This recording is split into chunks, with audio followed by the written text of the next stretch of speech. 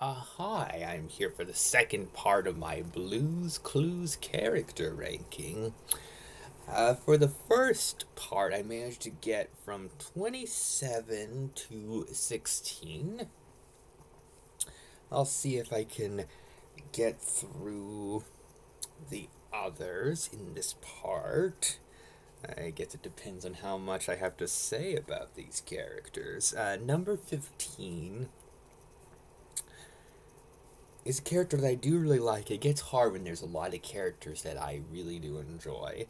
Number 15 is Side Table Drawer. Side Table Drawer, very sweet, likable character.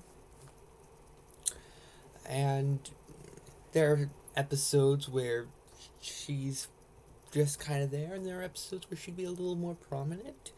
And I enjoy her shyness, and I think she's just a nice character to have around. And there are a lot of characters in Blue's Clues that are in a lot of episodes and that I really like, so it can be hard to have Side Table Drawer as low as 15, uh, but it goes to show how many good characters there are in Blue's Clues. Number 14 is Paprika, Mr. Salt and Mrs. Pepper's first biological child.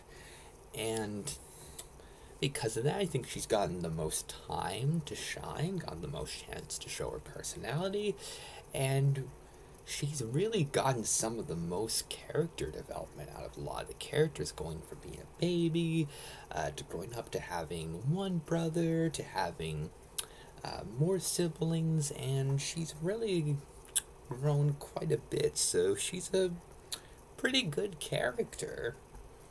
And number 13, another character that's hard to put this low.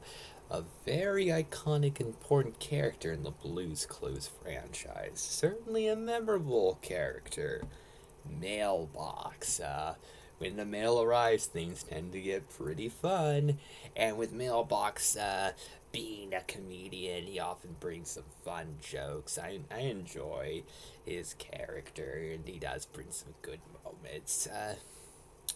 And he's pretty much there for that one role, but it is a good role. If there is anything that holds Mailbox back, it's his role in Blues Clues and You.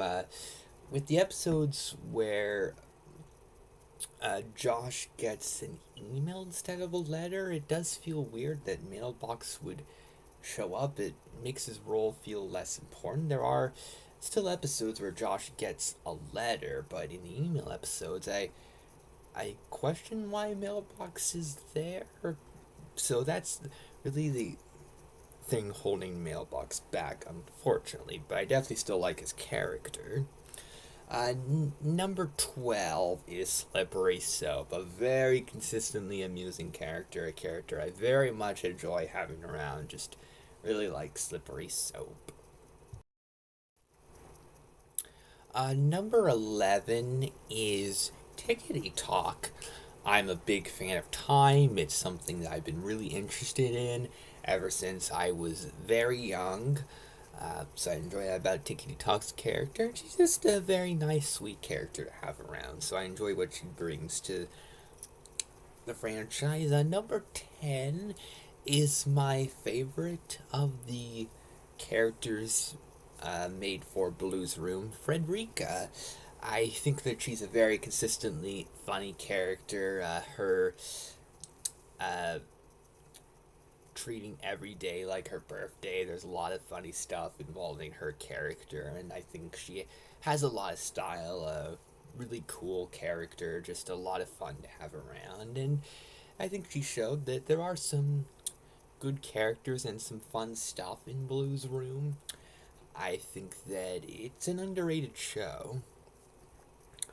Number 9 is Mrs. Pepper. Mrs. Pepper is just a wonderful character to have around. A loving wife, a fantastic mother that not only looks after her biological kids very well, but also all the other young residents of the household. She's just such a thoughtful, loving character. She and Mr. Salt get along so well. Some of the most memorable supporting characters from the franchise. I just really enjoy Miss Pepper's character. Um, Number 8 is Blue's Clues and You character that I actually think was a fantastic addition to the franchise, Rainbow Puppy.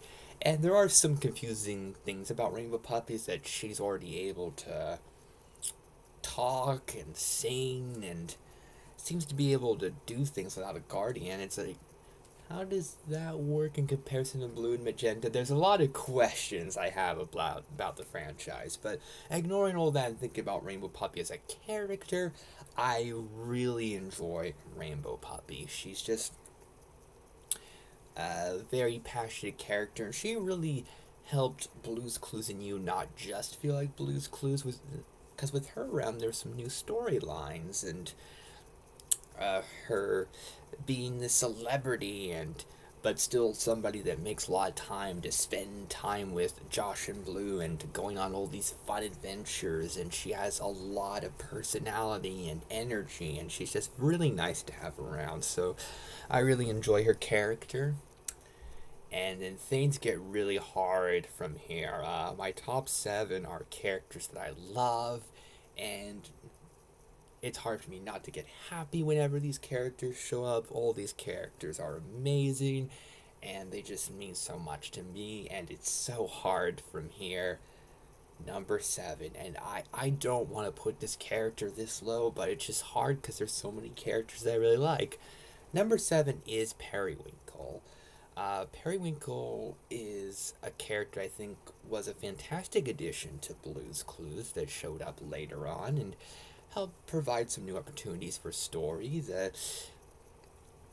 A really likable, sweet character with a passionate interest in magic, and just really a very passionate, energetic character whose genuine enthusiasm really makes things very enduring to watch, and he adds so much to a lot of episodes. From the later seasons of Blue's Clues and Blue's Clues and You. I think he's just such a consistently charming, adorable character, and I really do like what he brings to the franchise.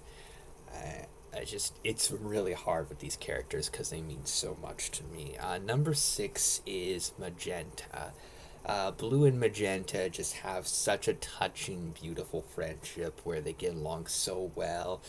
They get so happy that they dance with excitement over seeing each other, and they're just so sweet together. And Magenta, except for the episode where she's knocking Blue's blocks down, is a very lovable character, and she has several episodes to show that she's a really likable character, unlike with Green Puppy. So Magenta, even though she had that one episode where she messed up, she got some development where she got to learn to become a good, likable friend that I really enjoy having around. So, unlike Green Puppy, I really enjoy Magenta's character and think that she's a wonderful character to have around. And I actually want to see her in more episodes. Thankfully, she does have a more prominent role in Blue's Clues than You than the original series, but I'd still like to see her show up more often. Maybe that could help her get up the ranking, but still, 6 is pretty good. And then number 5 is my favorite of the talking object characters, and I actually do like that they have the talking objects. I think that's really creative and fun. It really helped Blue's Clues stand out to me. Number 5 is Mr. Salt. Mr. Salt has a lot of the qualities that make Mrs. Pepper a really good character, being a very kind, thoughtful guardian, and a wonderful character to have around. What helps elevate Mr. Salt for me is that he's hilarious. There's just a lot of episodes where he makes mistakes or he's just very quirky, and he's just so much fun to have around. When Mr. Salt has a big role in an episode, I get excited because he's just such a consistently fun character. I just think he's just a delight to have around. Just definitely one of my favorite characters. And so I managed to get through all the supporting characters, so that leaves just the 4 lead characters of the franchise. Blue and her 3 human guardians. So, what will that ranking be? Well, I think a part 3 will have to determine that.